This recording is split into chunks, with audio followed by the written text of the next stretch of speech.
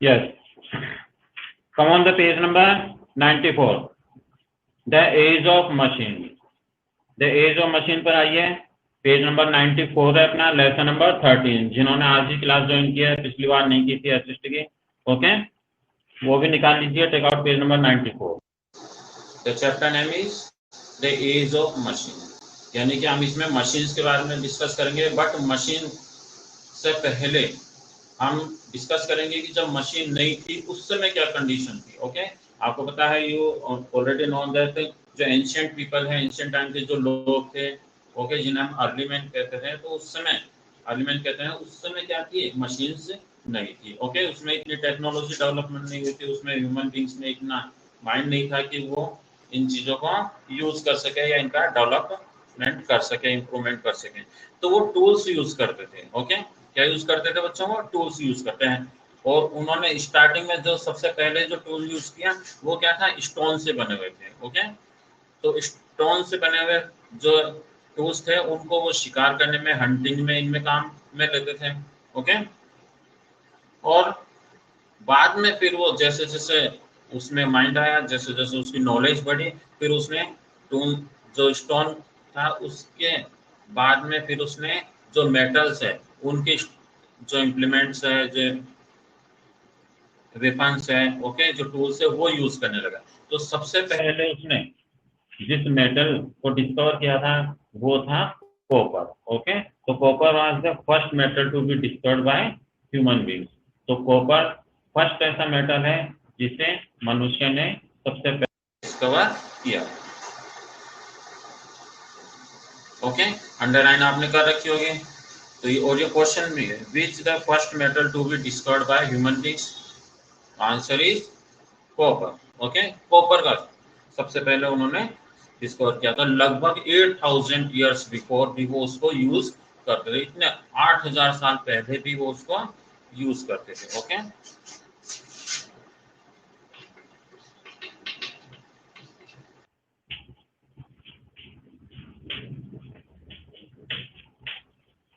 तो first metal कौन सा था जिसको यूज करते थे?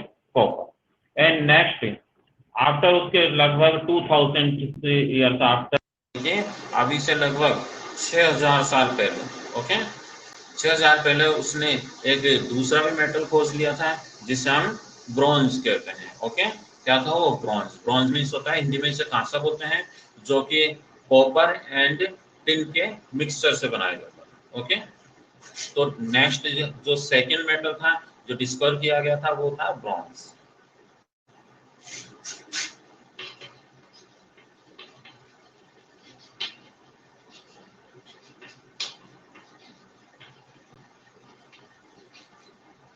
ओके, ब्रॉन्ज कांसा इसे अपन बोलते हैं। अपने जो पुराने जो लोग होंगे, अपने ग्रैंडफादर ग्रैंड मदर, उनके पास में ये इसके जो है जो बर्तन वगैरह है वो अभी भी मिल जाते हैं। नेक्स्ट इसके आफ्टर जो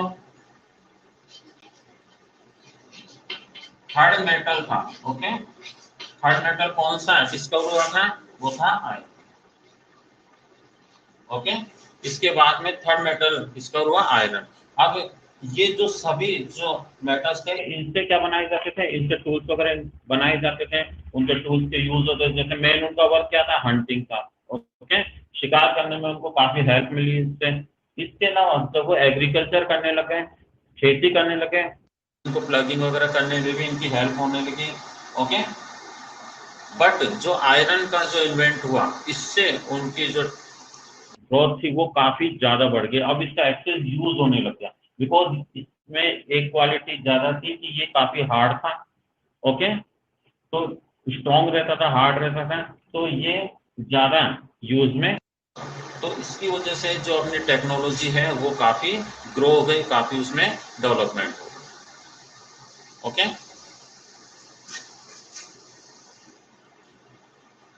हाँ, ओके, तो अभी भी आपने देखा होगा आयरन से जो बड़ी बड़ी जो बिग मशीन है, इंडस्ट्रीज में जो बड़ी बड़ी मशीनें लगती हैं, या अपने घरों में बहुत सारी चीजें रहती हैं, वो अधिकतर किससे बनी हुई रहती है? आयरन से बनी हुई रहती है, बिकॉज ये चीप भी रहता है, सस्ता भी रहता है और स्ट्रॉन्ग भी रहता है। ओके, और इसको डिफरेंट शेप में जो इजीली इसको चेंज भी किया जा सकता है, डक्टिलिटी इसमें काफी ज्यादा मिलती है। ओके, पतली शीट में भी हो जाता है, काफी मोटे मोटे जो वेपन्स बनते हैं उनमें भी ये यूज किया जा सकता है, तो इसका काफी ज्यादा यूज होता है। ओके, तो the next metal to be discovered was iron. तो नेक्स्ट मेटल कौन सा था ब्रॉन्ज के आपका? वो था अपने iron. Okay, this was an important discovery as iron was harder than copper and bronze. और ये जो कॉपर और ब्रॉन्ज था उससे भी ज्यादा ये हार्डर था। It was used to make much better tools and weapons, और इससे ज्यादा अच्छे वेपन्स बनाए जाने लगे। Iron tools were used to cut down trees. अब देखिए, अभी भी आपको पता है जो कुल्हाड़ी एक्सेस जो रहती है उससे पेड़ों को काटा जाता है। ओके, अभी तो न्यू टेक्नोलॉजी की जो मशीन्स है वो भी यूज होने लगी, आ रही है, वो भी लोहे की बनी हुई रहती है। कुल्हाड़ी है, 7x कहते हैं, वो भी लोहे की बनी हुई रहती है। तो ये एंशियंट टाइम से ही ये टूल से चले आ रहे हैं। Thus agriculture improved. इसके अलावा एग्रीकल्चर में भी आपने देखा होगा ट्रैक्टर वगैरह यूज किए जाते हैं, या जो हल यूज किया जाता है उसमें नीचे का जो पार्ट रहता है वो भी आयरन का बना हुआ रहता है, ट्रैक्टर है वो भी आयरन का बना हुआ रहता है। Iron weapons also easier to hunt animals. तो आयरन के हेल्प से जो जानवरों का शिकार करना भी काफी इजी हो गया। So the discovery of iron help human progress faster. इसीलिए आयरन की हेल्प से जो प्रोग्रेस थी वो काफी फास्ट हो गई, काफी तेज हो गई। ओके, नेक्स्ट हमने डिस्कस किया था व्हील, कार्स एंड बोट्स। तो व्हील्स मीन्स क्या होता है? पहिया। तो पहिए का आविष्कार हुआ। तो व्हील का आविष्कार होने से क्या हुआ? जो एनिमल जो ह्यूमन बींग्स थी उनको वो इजीली और फास्टर मूव करने लगे। ओके, तो एक जगह से दूसरी जगह आने लगे। स्टार्टिंग में जब उन्होंने जो व्हील का इन्वेंट किया तो वो अपने एक हाथ से बनाई उनकी एक गाड़ी रहती थी जिसे अपन कार्ट बोलते हैं, अभी भी चलती है वो। ओके, जैसे घोड़ा गाड़ी रहती है, बैलगाड़ी रहती है, तो उसके पीछे वो लगी हुई रहती है। तो उसमें उन्होंने व्हील को ऐड किया। अब उससे जब उन्होंने उसे खींचा तो जो हैवी मेटल्स थे, जो हैवी गुड्स थे, तो उनको भी इजीली वो one place to another place में ट्रांसपोर्ट करने लगे। तो इससे उनको काफी फैसिलिटी मिल गई, काफी उनके लिए इजी हो गया। आफ्टर देन कई सालों बाद में ओके, फिर जब वो पहले सेल्फ पुल करते थे, ह्यूमन बींग्स ही उसको खींच के लेकर जाते थे, बट बाद में उन्होंने उसमें एनिमल्स को भी ऐड करना शुरू कर दिया, जैसे बैलगाड़ी, घोड़ा गाड़ी होती है। ओके, तो इस तरह से उन्होंने एनिमल्स को यूज करना बाद में शुरू किया। स्टार्टिंग में उसे खुद ही पुल करते थे।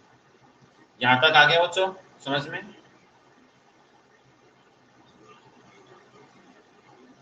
क्लियर है यहाँ तक?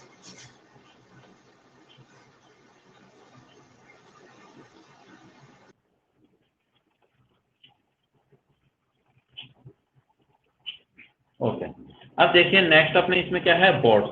ओके, अब देखिए आपको बोर्ड से सब एक जैसी लगती है, इनमें थोड़ा डिफरेंस होता है। एक तो इसमें आया आपके, देखिए इसमें एक वर्ड आया है human also road the early raft. तो राफ्ट क्या रहता है? तो राफ्ट क्या रहता है, उसमें बहुत सारी जो वुड रहती है। ओके, इस तरह से लकड़ी के ब्लॉक रहते हैं। ओके, ये ब्लॉक, तो इनको काट लिया जाता है पेड़ से। ओके, और इनको आपस में क्या कर दिया जाता है, यूं कनेक्ट कर दिया जाता है, रस्सी से इनको बांध दिया जाता है, इस तरह की वो शेप बना दी। ओके,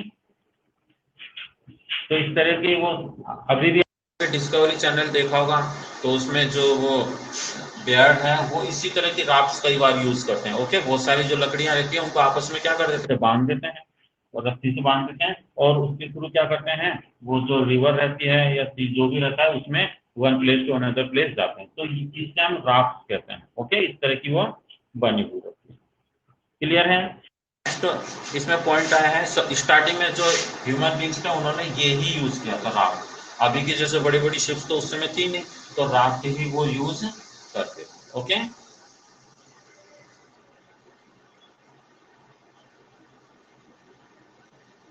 क्लियर है? नेक्स्ट इसमें वर्ड आया बोट। बोट मीन्स नाव। नाव तो आपने देखी होगी, आपने बनाई भी होगी। ओके, आपने कागज से नाव बनाई है ना, किस किस ने बनाई है?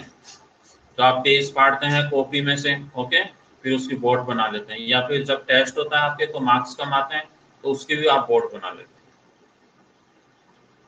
या कभी ब्लैंक पेज की किस किसने बनाई है? बनाइए सबने, देखिए। और किसने बनाई है?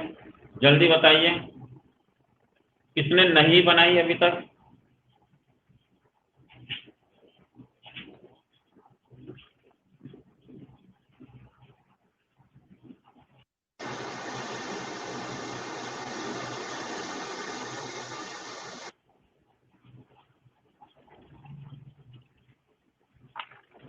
Very good. कुशाल ने तो मनाली में गए थे, कुल्लू मनाली, वहां पर बना। Very good.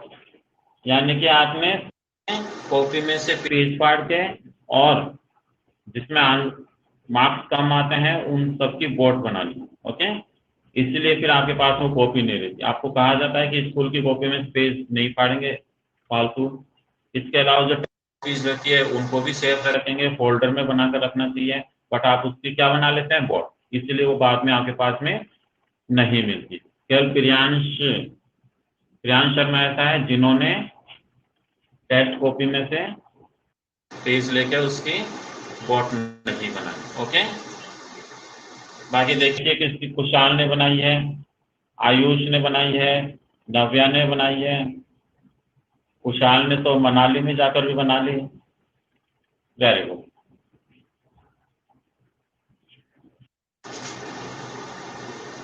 ओके, तो कॉपी में पेज नहीं फाड़नी चाहिए, टेस्ट कॉपी को भी संभाल के रखना चाहिए, फोल्डर में रखना चाहिए। ओके, यस, कोई बात नहीं। बुक में से मत फाड़ लेना, अभी जो आपकी बुक चल रही है ना, इसमें से मत फाड़ लेना।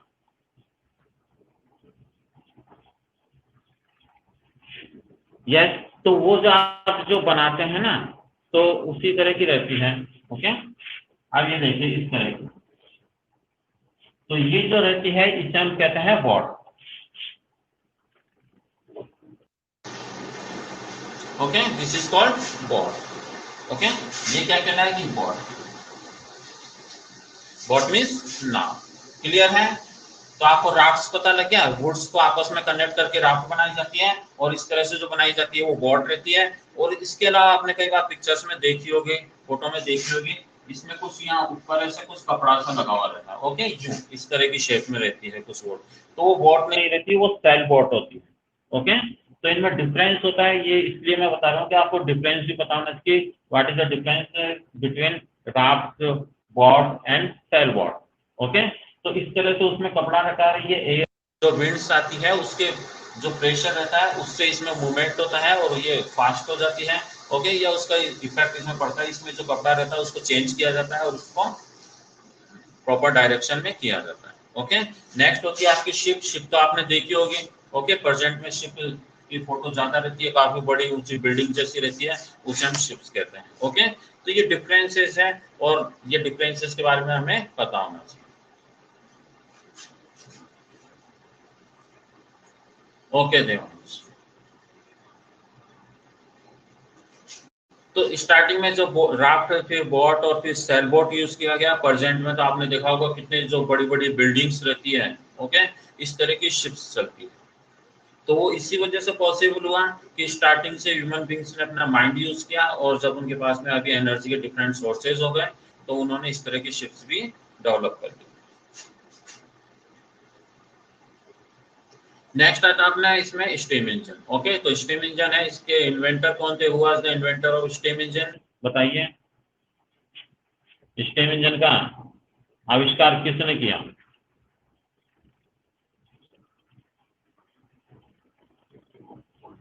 फास्ट गिव आंसर, ये हमने पहले एक लेसन में डिस्कस किया था।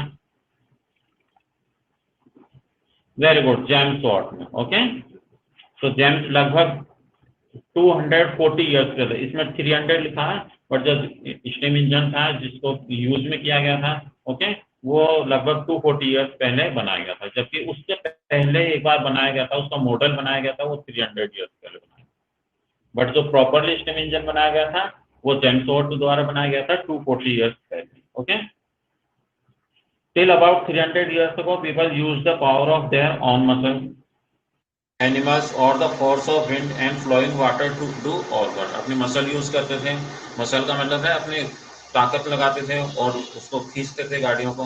ओके, या फिर एनिमल से, या फिर एयर की जो है फोर्स है उससे। ओके, बाद में जब स्टीम इंजन का इन्वेंशन हो गया, they had a powerful forces to run their machines, तो उनके पास में पावरफुल फोर्स मिल गई मशीन्स को रन करने के लिए। As you have read the chapter 9, जैसा कि हमने चैप्टर 9 में डिस्कस किया था, faster means of transport become possible with the invention of the steam engine. तो फास्टर मूवमेंट पॉसिबल हो गया स्टीम इंजन के आविष्कार से। ओके, अब उससे क्या हुआ, उससे काफी ज्यादा मशीन बनने लगे और मशीन में स्टीम इंजन यूज किया जाने लगा। उससे क्या हुआ, जो प्रोडक्शन था वो भी काफी बढ़ गया, बिकॉज डिफरेंट टाइप्स की मशीन बनने लगी, स्टीम इंजन से वो चलने लगी, तो जो गुड्स है वो लार्ज अमाउंट में प्रोड्यूस होने लगे, काफी ज्यादा वो बनने लगे। और उनके बनने से क्या हुआ, जो हैंडमेड आर्टिकल्स थे, हैंडमेड जो गुड्स थे, उनकी डिमांड कम हो गई। ओके, तो उससे ये डिसएडवांटेज भी है कि हैंडमेड जो गुड्स थे उनकी डिमांड कम हो गई, वो जो वर्क करने वाले लोग थे उनको भी प्रॉब्लम सामने। और बेनिफिट क्या हुआ, जो मशीन से प्रोडक्ट बनते थे, गुड्स बनते थे, ये चीप होते थे, काफी सस्ते होते थे, और इनकी जो लाइफ है वो भी ज्यादा रहती थी। ओके, और फाइन रहते थे, दिखने में भी अच्छे रहते थे, और कीमत भी कम होती थी और लार्ज अमाउंट में मिलते थे। ओके, बिकॉज जो मशीन है उससे जो गुड्स है वो काफी ज्यादा एक साथ बन सकते हैं, कम टाइम में ज्यादा चीजें प्रोड्यूस की जा सकती है, तो उसका ये बेनिफिट भी हुआ। Okay, earlier goods were made by hand by people in their houses using simple tools. Now with the invention of the large steam driven machines, goods could be produced in large quantities. Okay, अब large quantities में बनने लगी। These goods were cheaper, और ये जो सामान था ये कैसा था, cheaper में सस्ता था, and better quality, इनकी क्वालिटी भी अच्छी रही।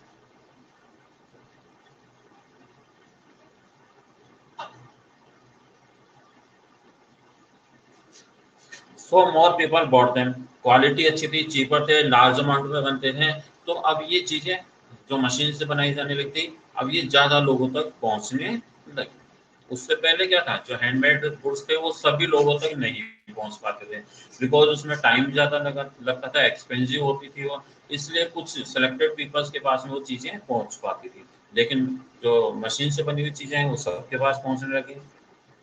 As a result the demand for the goods rose further, और इसीलिए अब उनकी डिमांड भी ज्यादा होने लगी, बिकॉज उस समय के जो लोग थे अब उसको एबल होने लगे, कैपेबल लोग हैं कि उसको परचेज कर सकते हैं, बिकॉज उनकी कीमत क्या थी, कम। This led the beginning of the factory system, और इसी वजह से जब डिमांड ज्यादा हो गई तो फैक्ट्री सिस्टम भी अपडेट हो गया, और फैक्ट्री सिस्टम फास्ट हो गया। अब क्या होने लगा, फैक्ट्रियां ज्यादा स्थापित होने लगी, ज्यादा फैक्ट्री स्टेबलाइज होने लगी। तो इस तरह से एक रिवोल्यूशन स्टार्ट हुई जिसे हम इंडस्ट्रियल रिवोल्यूशन कहते हैं। और ये इंडस्ट्रियल रिवोल्यूशन कहाँ पर स्टार्ट हुई थी, ब्रिटेन के अंदर। ओके, तो ये क्वेश्चन भी आपके बन सकता है कि जो इंडस्ट्रियल रिवोल्यूशन कहाँ पर स्टार्ट हुई, in which country did the industrial revolution begin, तो वह कौन सी कंट्री है जिसमें इंडस्ट्रियल रिवोल्यूशन यानी कि औद्योगिक क्रांति स्टार्ट हुई, वो था ब्रिटेन। ओके, याद रखना ये। तो इंडस्ट्रियल रिवोल्यूशन का मतलब है लार्ज अमाउंट ऑफ फैक्ट्रीज हैं, इंडस्ट्रीज हैं, इनको स्टेबलाइज करना और वहां से गुड्स क्रिएट करना या प्रोड्यूस करना। क्लियर है। अब नेक्स्ट अपने आता है sources of energy. Sources of energy में सबसे पहले क्या है, coal. Coal was the first fuel, underline कीजिए, coal was the first fuel used in steam engines to produce steam. तो कोल ऐसा पहला फ्यूल था जो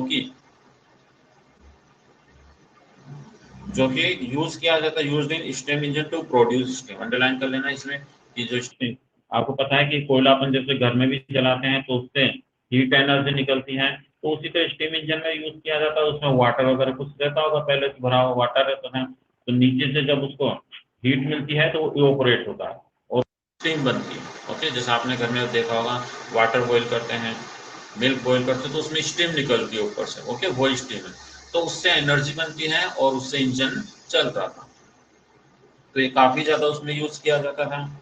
कोल is obtained from mines and is still in important sources of energy. तो जो कोल है वो कहाँ से प्राप्त किया जाता है, माइंस से। माइंस मीन्स क्या होता है, जो खाने होती है ना, ओके, तो उसे हम बोलते हैं खाने, ये नहीं अपन जो खाना खाते हैं वो वाला नहीं, ओके, जहाँ से कोयला निकाला जाता है, जमीन में से एक्सट्रैक्ट किया जाता है, ओके, तो उसे भी हम खान बोलते हैं, ओके। और बहुत सारी हो गई, तो माइंस हो गई, तो खाने हो गई, ओके।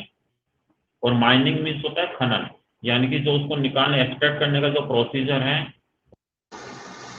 माइंस को एक्सट्रैक्ट करने का जो प्रोसीजर है उसे हम बोलते हैं माइनिंग।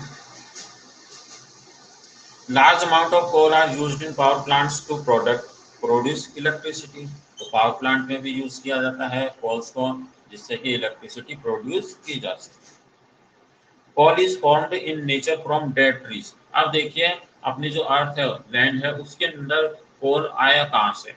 तो ये क्या है, मिलियन ईयर्स पहले जो ट्रीज थे, ओके, जो जमीन में दब गए किसी भी रीजन की वजह से, और वो ड्राई हो गए, और ड्राई होने के बाद में फिर वो किसके रूप में कन्वर्ट हो गए? कोल के रूप में कन्वर्ट हो गए। तो ये कोल वही है जो पहले क्या थे? ट्रीज थे, ओके।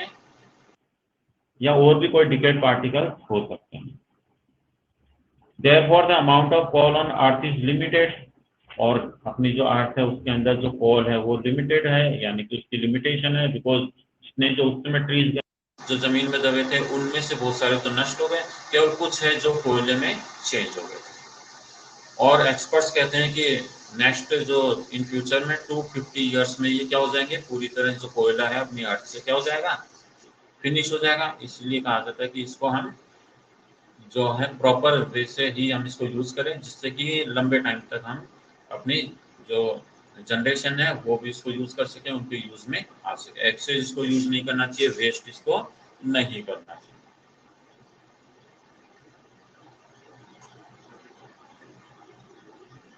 ओके, नेक्स्ट आता है अपना कौन सा टॉपिक है? Petroleum. Petroleum is another sources of energy found deep inside the earth. जिस तरह क्या कोयला मिलता है, कोल मिलता है, कोल भी डिफरेंट टाइप्स के होते हैं, ओके। उसी तरह पेट्रोल भी अपनी अर्थ से मिलता है। अब देखिए ये कैसे बनता है, ये भी उसी तरह से बनता है, थोड़ा सा इसमें प्रोसेस चेंज हो जाता है। We get fuel such as petrol, kerosene and diesel from it. तो पेट्रोलियम से ही हमें, पेट्रोलियम से डिफरेंट प्रोडक्ट अपनों को मिलते हैं। जैसे पेट्रोल तो मिलता ही है, पेट्रोलियम से हमें पेट्रोल मिलता है, उसी में केरोसिन भी रहता है, डीजल भी रहता है। Engine running on petrol and diesel were found to be more efficient than steam engine. तो स्टीम इंजन से ज़्यादा एफिशिएंट, ज़्यादा जो अच्छे थे, वो ये इंजन माने जाते हैं जो कि पेट्रोल और डीजल से चलते हैं, और इनको चलाना भी काफ़ी ईजी होता है। They replace the steam engine in automobiles and machines. और स्टीम इंजन की जगह इन्होंने जगह ले ली। अब आपने देखे होंगे व्हीकल्स है या बड़ी बड़ी जो मशीन है, ट्रक है, बसेस हैं, ओके, ये पेट्रोल या डीजल से चलते हैं। However, like coal, the amount of petroleum on earth is also limited. तो जिस तरह से कोल जो है वो लिमिटेड है, ओके, कि उसकी लिमिट है, मात्रा, एक सीमा है, उतना ही वो अपने अर्थ में, उसी तरह पेट्रोल भी क्या है? लिमिटेड है। It may get exhausted in about 100 years. अगर हम इसको इसी तरह एक्सेस यूज करने लगे और एक्स्ट्रा हम इसको यूज करने लगे, तो फिर नेक्स्ट 100 ईयर्स में पेट्रोल भी अपनी अर्थ से क्या हो जाएगा? खत्म हो जाएगा। तो आप सोचिए, अगर पेट्रोल अपनी अर्थ पर नहीं होगा, हमें कितनी प्रॉब्लम्स हो जाएगी, क्योंकि अपने जो व्हीकल्स वगैरह है ये सब पेट्रोल से चलते हैं, तो काफी प्रॉब्लम हो जाएगी, ओके। तो ये भी क्या है? लिमिट में। तो अपनों को एक्स्ट्रा जो अपन व्हीकल्स में जाते हैं आसपास, ओके, तो पास पास में जा रहे हैं तो भी हम व्हीकल्स से जा रहे हैं, और पेट्रोल उसमें वेस्ट कर रहे हैं। आसपास में हम पैदल भी जा सकते हैं, साइकिल से जा सकते हैं, ओके, या पब्लिक ट्रांसपोर्टेशन यूज कर सकते हैं। बट हम व्हीकल से, मोटरसाइकिल से, कार से आते रहते हैं, तो उससे क्या होता है? पेट्रोल वेस्ट होता है। Today electricity used to run machines in several factories. अब देखिए प्रेजेंट में टेक्नोलॉजी और डेवलप हो गई, तो अब इलेक्ट्रिसिटी भी इसमें यूज की जाती है,